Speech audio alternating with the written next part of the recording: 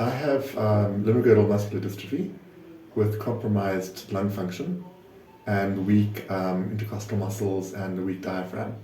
So when I've got phlegm in my lungs and I need to cough, it's difficult for me to gather enough strength to cough the phlegm out of my lungs. So I'm going to do a bit of an unusual, I'm going to demonstrate a bit of an unusual method to do this.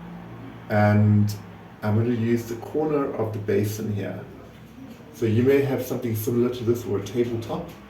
Make sure it's not too sharp because you're going to drive your wheelchair, if it's a manual chair or a power chair, into the corner here so that it's in your diaphragm. So let me just show you this.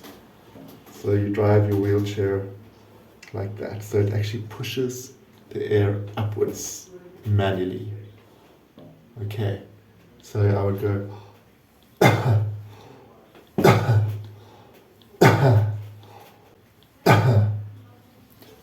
if I had phlegm in my lungs, it's the most incredible way of getting the phlegm out. Very, very effective.